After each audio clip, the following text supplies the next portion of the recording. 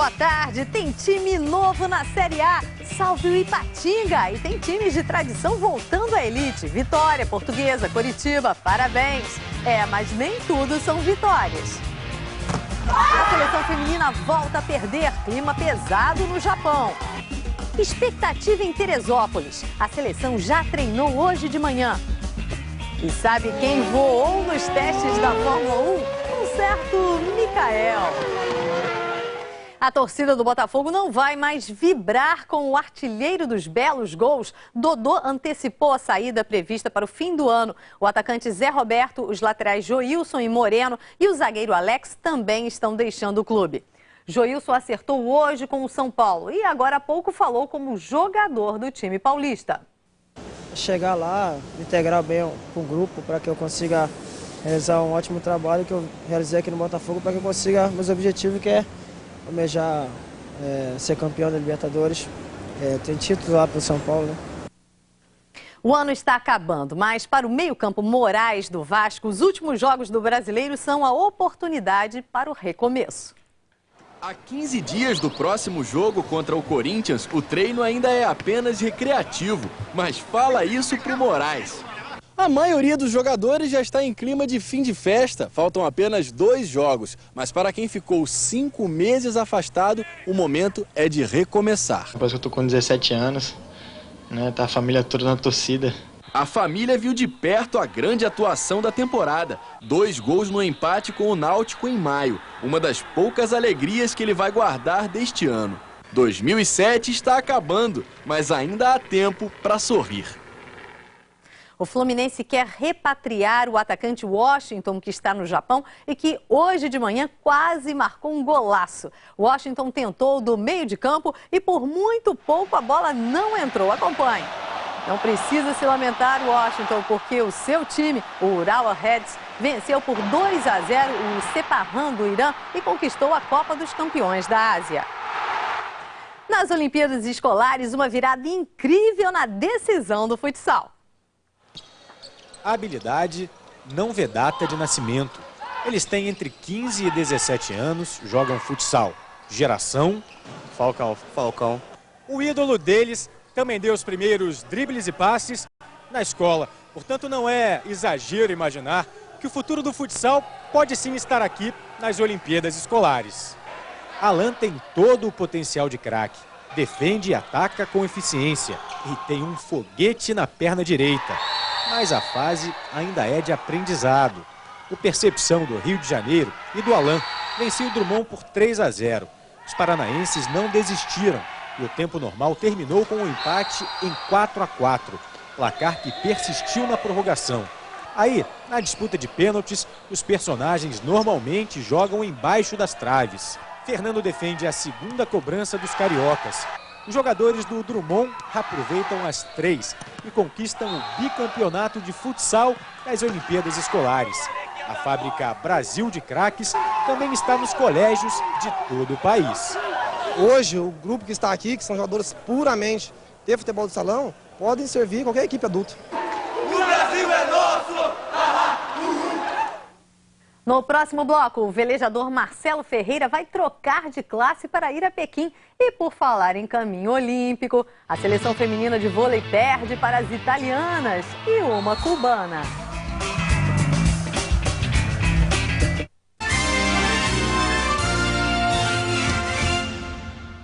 Perder e festejar. A Portuguesa está de volta à primeira divisão. O Coritiba, que venceu o jogo, já havia subido. Vencer e festejar. O Vitória também retorna à elite do futebol. Golear e comemorar. Pela primeira vez, Ipatinga na Série A. E as seleções? A de futebol já treina em Teresópolis. A de vôlei voltou a perder no Japão. O bicampeão olímpico Marcelo Ferreira vai trocar de classe para tentar competir nos Jogos de Pequim. O ex-companheiro de Torben Grael na Star vai competir na classe FIM, barco que tem apenas um velejador. O Brasil conquistou 3 medalhas no primeiro dia da etapa de Estocolmo, na Suécia, da Copa do Mundo de natação em piscina curta. E por pouco não foram 3 ouros. Fabíola Molina foi a segunda colocada nos 50 metros costas. Chegou apenas 4 centésimos depois da alemã Daniela Samulski. Thiago Pereira venceu as duas provas que disputou. Nos 400 metros medley, ou 4 estilos, ele abriu grande vantagem sobre os adversários e baixou em quase 3 segundos o recorde sul-americano. 4 minutos, 6 segundos e 30 centésimos. A prova dos 100 metros medley foi bem mais equilibrada. Mesmo assim, mais um ouro de Thiago e outro recorde sul-americano. 52 segundos e 97 centésimos. 16 centésimos à frente do sul-africano Gerhard Zandberg. Hoje, Thiago vai nadar em busca do terceiro ouro nos 200 metros medley. A triatleta Sandra Soldan é a nova diretora adjunta de doping da CBDA, a Confederação Brasileira de Desportos Aquáticos. Sandra é formada em medicina e tem 33 anos. Ela vai trabalhar com Eduardo De Rose, o novo diretor do Departamento de Doping. Eles chegam após a saída da médica Renata Castro, que pediu afastamento um dia depois da notícia de que os exames da nadadora Rebeca Guzmão tinham urina de outra pessoa. Ver este homem com o macacão da Fórmula 1 é como ver Pelé com a bola nos pés ou Michael Jordan com a bola de basquete. O heptacampeão mundial Michael Schumacher pilotou a Ferrari após 1 ano de aposentadoria. E foi o mais rápido do dia, o único a fazer uma volta no circuito da Catalunha, na Espanha, abaixo de 1 minuto e 22 segundos. O alemão foi o melhor entre 20 pilotos, entre eles 9 que disputaram a última temporada. Os carros já estão sem o controle de tração, um mecanismo que dá mais estabilidade e que será proibido o ano que vem. Hoje, Schumacher vai para a pista ao lado de Felipe Massa. Schumacher deu essa contribuição nos treinos da Ferrari, mas segue aposentado como piloto de Fórmula 1. No Brasileirão, o Palmeiras volta à zona de classificação da Libertadores se vencer o Fluminense hoje à noite em São Paulo.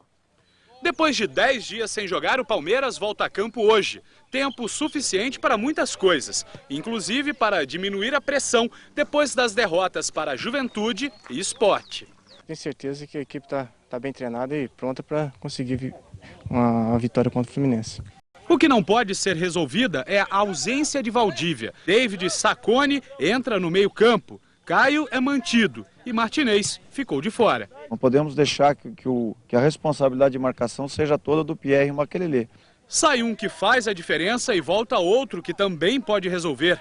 Foram 10 jogos, 2 meses fora para recuperar uma fratura na fíbula direita. Edmundo reaparece no Palmeiras logo mais. A noite é especial pela volta. Pode se tornar ainda mais marcante por um número. Faltam 2 gols para Edmundo chegar aos 100 com a camisa do Palmeiras. Isso em 220 jogos. O Palmeiras deixa Jarinu e volta para casa. E vencer no Palestra Itália é fundamental. O exemplo vem do Rio e não é do Fluminense. O Flamengo ganhando os últimos jogos com esse fator, né? Do torcedor, incentivando, empurrando, pressionando o adversário. Isso vai ser muito importante para os jogadores dentro de campo. A Globo mostra Palmeiras e Fluminense ao vivo logo depois de 2 caras. Hoje de manhã o Brasil perdeu para a Itália na Copa do Mundo Feminino de Vôlei. A seleção continua no grupo das 3 primeiras que se classificam para as Olimpíadas. Mesmo assim, o técnico José Roberto Guimarães disse estar envergonhado. A mesa só tem espaço para uma jogadora e para o treinador.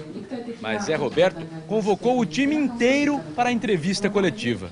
Pela ordem do técnico, é dever de todas explicar a derrota para a Itália. Mas ninguém fala que o desconforto é evidente com a estranha situação. E o Brasil de cara feia esqueceu totalmente a alegria. O sorriso não veio nem antes, nem durante e nem depois. Agüero não deixou. A cubana, que virou italiana, guardou dentro de si aquele orgulho que cresce diante do Brasil. Mas nem ela achou que iria ser fácil assim. Depois de 3 jogos machucada, Jaqueline voltou, ou melhor, tentou. Mas não adianta citar mais nomes, escolher outras jogadas ruins, porque ninguém jogou bem. O último ponto do primeiro set foi um resumo das virtudes da Itália. Defesa aplicada, ataque eficiente. Nada brilhante, porque nem foi preciso. 25-20. E o Brasil desperdiçou uma vantagem de 4 pontos com os próprios erros no segundo set. 25-23. E o terceiro? Falar o quê de um set em que só a Itália jogou? 25-19. Itália 3, 0 Brasil. Esse foi o motivo do castigo.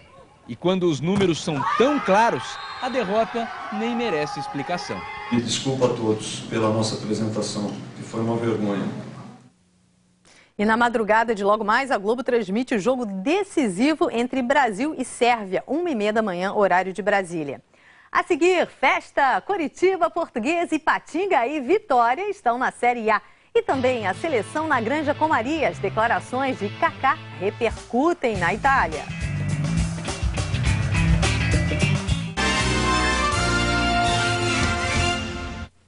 O uruguaio Acosta, atacante do Náutico, deixou agora há pouco a UTI e foi transferido para um quarto no hospital onde está internado no Recife. Segundo os médicos, o jogador que ontem sofreu um acidente de carro não apresenta sequelas e vai receber alta amanhã. A seleção brasileira enfrenta o Peru em Lima no domingo pelas eliminatórias para a Copa de 2010. O time titular não deve ter novidades, como conta Mauro Naves. Dunga comanda o primeiro treino tático em campo reduzido e já com as presenças de Luiz Fabiano, que chegou ontem à noite, e de Gilberto Silva, que enfrentou problemas de voo e se apresentou no meio da manhã. Quem continua sem participar é Ronaldinho Gaúcho, que veio da Espanha com dores no tornozelo direito e segue em tratamento. Em relação à partida, continuamos com o mesmo conceito, a não ser que ele não evolua mais do que isso, mas a tendência é evoluir, a ideia é que ele possa jogar normalmente. Na divisão das equipes para o trabalho de hoje, Dunga não demonstrou nenhuma preocupação em separar titulares de reservas, mas sobre o time que começa a partida contra o Peru, já há uma dica. O técnico deverá usar a mesma formação dos últimos jogos das eliminatórias. Você está mudando toda uma estrutura de uma equipe, acaba não dando confiança aos jogadores, né? E acaba confundindo a ideia de todos do que a gente quer passar para os jogadores. A definição da equipe titular enche de motivação os eleitos. O goleiro Júlio César, por exemplo, está adorando experimentar o gostinho de ser o dono da camisa número 1 da seleção. É diferente, é um gostinho diferente, mas muito bom, Mauro, vou te falar. Fiquei muito feliz. Tem 7, 8 goleiros com totais condições de estar presente hoje na seleção, de estar agarrando na seleção. Eu me sinto um jogador completamente privilegiado, entendeu? Então, estou muito feliz. Ele não é capitão, mas aos 25 anos é uma referência no time de qualidade e personalidade. Eric Faria. Unanimidade, palavrinha perigosa no futebol, mas atualmente Kaká tem tanto prestígio que nem a seleção e muito menos o Milan gostariam de perdê-lo. Por aqui tudo certo, já com o rubro-negro italiano, tudo mais ou menos. O fim de semana de caos e morte por lá mudou a expressão do craque.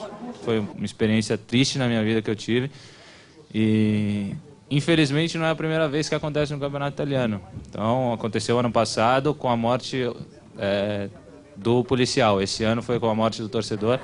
Ele se refere à morte do policial depois da briga entre torcedores do Palermo e do Catania. A escalada da violência pode inclusive abreviar a permanência de Kaká na Itália. Não é que eu quero mudar de clube ou que eu quero sair. Agora, se essa situação voltar a se repetir, continuar se repetindo, então aí é uma hora para se pensar se vale a pena e se eu estou me divertindo ainda com aquilo que eu gosto de fazer, com aquilo que é o meu prazer, com aquilo que eu amo. Esta entrevista aqui em Teresópolis repercutiu bastante.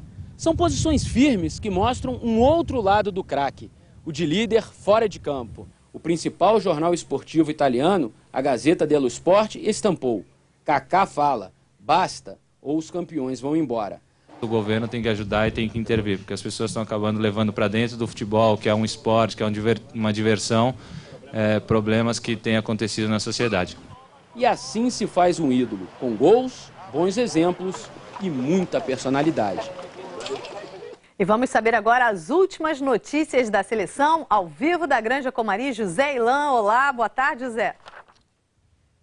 Boa tarde, Milena. Nessa mesma entrevista de ontem, o Kaká falou sobre a ansiedade dele por se reencontrar com o Morumbi daqui a uma semana na partida contra o Uruguai. Afinal, ele nasceu e cresceu para o futebol jogando pelo São Paulo. No treino desta tarde, o Ronaldinho Gaúcho, mais uma vez, não vai participar. Continua o tratamento para as dores no tornozelo direito. Segundo o médico da seleção, ele já está bem melhor e a comissão técnica parece mesmo não estar preocupada com a possibilidade de perder Ronaldinho Gaúcho para os 2 jogos das eliminatórias. Melhor assim. De Teresópolis, José Ilan para o Globo Esporte. Obrigada, Ilan.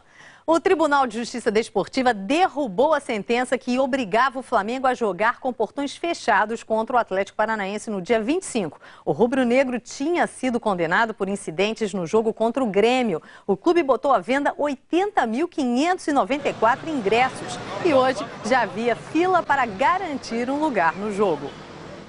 O atual presidente do Clube dos 13, Fábio Koff, foi reeleito e fica no comando até 2010. O vice vai ser Eurico Miranda, o presidente do Vasco. Os dirigentes tentaram resolver a polêmica sobre o primeiro pentacampeão brasileiro. Para discutir a questão, foi preciso voltar 20 anos no tempo e relembrar o que aconteceu no futebol brasileiro em 87. Naquele ano, 13 grandes equipes do país organizaram a Copa União, um campeonato diferente do proposto pela CBF. Mas tanto a Confederação Brasileira quanto a FIFA foram contra. Para evitar problemas, um acordo transformou a Copa União em módulo verde do Campeonato Brasileiro. E a CBF criou o módulo amarelo. Os campeões e vices dos 2 módulos se enfrentariam para definir o campeão da temporada. Sport e Guarani saíram do amarelo. Flamengo e Internacional do verde. Mas com o apoio do Clube dos 13, Flamengo e Inter se recusaram a disputar o quadrangular, defendendo que o verdadeiro campeão era o vencedor da Copa União. Para a CBF, o campeão foi o Sport e o vice, o Guarani. Depois de relembrar e discutir o caso, os atuais dirigentes do Clube dos 13 decidiram enviar à CBF uma ata de uma reunião do Clube dos 13 de 98, em que Flamengo e Sport foram declarados campeões. Que é um reconhecimento unânime, inclusive do Sport, em que Flamengo e Sport são os campeões brasileiros de 87. O título do Sport não está em jogo. Está em jogo sim, se vai dividir ou não. Se a CBF dividir o título de 87, terá que decidir também se a Taça das Bolinhas vai para a Gávea ou para o Morumbi. Um jogo em Curitiba pela Série B, um jogo em que o vencedor saiu feliz e o perdedor também. Vestiário do perdedor? É sim, você não está enganado. Lá em cima, festa para o vencedor. Em campo, líder contra vice-líder, mas cada um com seu objetivo. Empurrado por 32 mil torcedores, Túlio fez uma grande jogada e tocou para Keirson fazer o primeiro do Curitiba. No segundo tempo, mais uma vez, de Túlio para Keirson, 2-0. Festa quase completa. Para ser campeão era preciso outro resultado, mas a derrota do Ipatinga não aconteceu. E a Portuguesa, hein? 1 hora de espera para o fim da rodada. E o São Caetano derrotou o Fortaleza no Ceará, resultado que a Lusa precisava. Festa no vestiário do time paulista, que não briga pelo título da Série B. Houve vencedor e perdedor, mas todos comemoraram. Infelizmente a gente não conseguiu a vitória aqui para brigar pelo título, mas já me considero campeão. Desde o primeiro jogo nós mostramos o que queríamos. É isso aí, eu acho que essa torcida está de parabéns por todo o papel que ela fez esse ano todo. Além de Coritiba e Portuguesa, quem também voltou para a Série A foi o Vitória. Antes mesmo da bola rolar, a torcida do Vitória já fazia festa no Barradão. E eles tinham todos os motivos para isso. Afinal, o Criciúma perdia para o Paulista. E o Ipatinga estava vencendo Marília. Faltava o Fortaleza e, claro, o Vitória entrar em campo e a parte dele começou a ser feita nos pés de Jackson. No intervalo do primeiro para o segundo tempo, os jogadores do Vitória deixaram o gramado já sabendo das derrotas de Marília e Criciúma. Faltava terminar o jogo do Fortaleza, que também estava perdendo. A classificação para a Série A em 2008 agora era uma questão de tempo. Independente dos resultados das outras equipes, a gente precisa fazer a nossa parte. Jackson tinha razão. Era preciso vencer. E a jogada do segundo gol começou com ele, que de calcanhar deixou William na cara de Paulo Mussi. e o garoto acreditou. Jackson, um guerreiro, não aguentou até o final e saiu de campo na maca. E no meio da entrevista... Jackson, cansaço, a dor, mas tá valendo a pena, né? Tá sim. Eu acho que a gente tem que fazer a nossa parte. Isso aí que vai ser...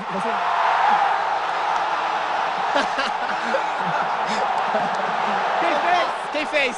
O gol que Jackson não viu foi de Apodi, o terceiro do Vitória.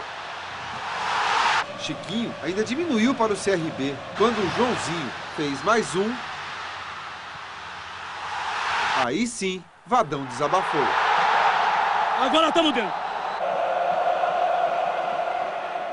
O jogador esqueceu até da dor, né? Em 9 anos de vida, o Ipatinga teve sua noite mais importante. Diante de 20 mil torcedores, o time mineiro conseguiu vaga na Série A do Brasileiro. A fé do Ipatinga é de uma noite histórica. Eu espero que não só eu, mas toda a equipe do Ipatinga esteja num dia feliz aí pra gente conseguir esse acesso que é tão sonhado. Gerson Magrão faz 1-0. É do autor do primeiro gol, o passe para Alessandro fazer a torcida vibrar de novo. 2-0. O presente é retribuído no segundo tempo.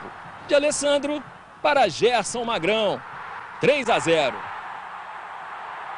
O Marília, do agitado Guilherme, diminui com Diego. Mas leva mais um susto de Gerson Magrão e outro de Thales. Nada comparado ao que Wellington Silva dá nos donos da casa. É o segundo do Marília. Beto perde a chance de dar um grande alívio para a torcida, que se levanta a si mesmo. Ipatinga 3, Marília 2. O resultado garante a festa e o novato na primeira divisão do ano que vem. O Ipatinga, clube com apenas 9 anos, chega precocemente à maioridade. Um estreante e 3 antigos frequentadores da Série A. As novidades para 2008, mas desde já em Ipatinga, em São Paulo e em Salvador, tá sim de gente feliz. Primeira divisão. Com muito orgulho, com muito amor.